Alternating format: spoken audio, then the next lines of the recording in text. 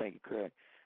Obviously, we had two good wins this weekend. This week, Arkansas on Thursday and Tennessee on Saturday. I thought they both were high-level games. I thought our guys had to play at a certain level competitively to win those games, and really proud of how we competed. And Wednesday's a huge game for us. We're playing a Vanderbilt team that's already beaten us, and one that's tied with us in the league standing. So, very, very big game for us on Wednesday. Our first question is from Steve Walentik of the Columbia Tribune. Morning, Frank. Morning, Steve. The three-pointers obviously hurt you in Nashville. You guys, the last two games, much better guarding the three. What's been different? Well, I think we're doing a great job of understanding where shooters are at and personnel, and doing our work early and getting there and having high hands. I thought we had some slippage in that area in the last couple of games, and particularly Vanderbilt, they made some tough shots, but we didn't do what we need to do in terms of getting to the shooters, and Odom and Parker, and those guys had really good games against us. So we've got to have a understanding of where those guys are at on the court, and doing our work early and running those guys off the three-point line. And just getting two wins. I mean, did you have a sense that your team's confidence was a little shaken with that losing streak? Yeah, Steve. Anytime we're coming off three, even though I didn't think we played horribly in those three losses, and Florida, Kentucky, and at Ole Miss. I thought we had one half where we didn't play well, and but those are three really good teams,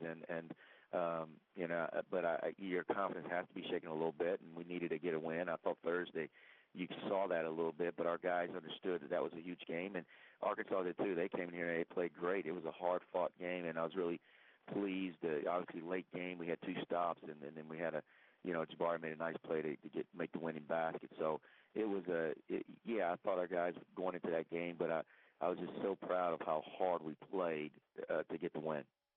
Thanks. Mm-hmm. Questions from Todd Lebo of 810 Sports Radio in Kansas City. Hey, Coach, I realized that Jabari ended up getting the steal, but what was your guys' plan coming out of that timeout? Were you guys planning on fouling, or what was your guys' plan going into that play? Well, if they caught the ball and dribbled it out, and out front, we were going to foul. But we did such a great job of switching out, and Jabari obviously made a heck of a play there and tipping that ball back into J3. So it was great execution there. And I thought we had to guard their out-of-bounds plays twice. We had on the baseline there, and we almost had a 5-second count. So we did a good job of guarding those plays. And if it was a catch and shoot situation, we didn't want to foul. I mean, that's the thing you have to practice. And they had another play where they caught and shot it, and we had fouled a three-point shooter earlier, so we weren't going to do that. But if they had caught it and dribbled it out and had an attacking towards the basket on a dribble penetration, we were going to foul. Has your philosophy changed on that at all in the past few years, fouling or not fouling when you're up by three? No, obviously it's the situation. I almost always foul, but we're against a Tennessee team that rebounds the ball so well, and they were making free throws, and obviously you can see those guys, Mangman and Stokes, they're very aggressive on that free throw line, and being able to keep those guys off the glass, that was a concern. That was something we talked about in our timeouts. But I've almost always been one that foul, and it's the timing when you foul. I don't foul with 13 or 14 seconds on the clock, but if it gets down to 6, 7, 8, and maybe 8's a little bit stretching a little bit, but we normally foul in those situations. Thank you. Mm-hmm. Next is Jerry Tipton of the Lexington Herald-Leader. Frank, I'm wondering how Jabari has played in terms of is he appreciated nationally as much as you think he should be? I really don't, Jerry. Jabari Brown is playing as well as any guard in the country, as I think. His numbers say that, and he's been a clutch performer for us, but he's also been a guy. We just talked about his defensive play the other night, and I think Jabari's he's been a guy he's kind of quiet, so he's not a demonstrative player. He's not, but he just does his job, and his numbers and what he's doing here in the league play, and I knock on wood as I say this, but he's been real consistent in what he's doing. He's leading the league in scoring and shooting at a high percentage and all over the board, and you add on top of that, at the end of that game against Tennessee, he's guarding Jordan McRae making a play. So I think Jabari is having a tremendous year for us. Is there any thing you can put your finger on besides him being relatively quiet as to why people don't appreciate it better? I don't know. I think, obviously, Jabari just got to continue to play. We just got to continue to win. I think, winning helps that, but I do know in terms of what he does for us and what he means to our team.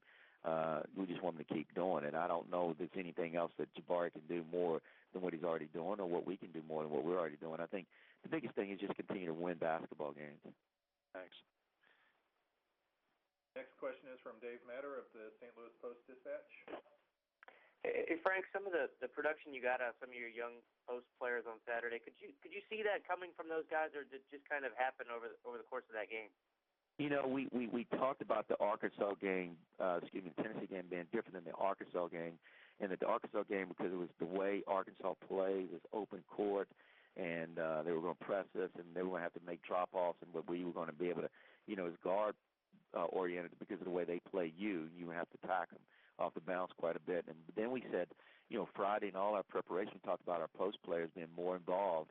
And I mean, you guys remember what I told you guys that and what we're doing. And so we challenged our post guys, understanding that they were going to be the reason, if we were able to win this game, they were going to have production, and not necessarily scoring a lot of points, but doing the little things, defending and rebounding. And I thought there's something that goes on. Stokes didn't score for 13 minutes there in the second half, and we helped Maine to 5 points in the game. So I thought our post guys did a great job defending and for the most part rebounding. Those guys got 8 offensive boards, but I mean Stokes is getting 5 a game, almost 5 a game. So that's what we talked about. But then we got production out of those guys scoring, which is a huge plus. 29 points out of those guys was huge for us.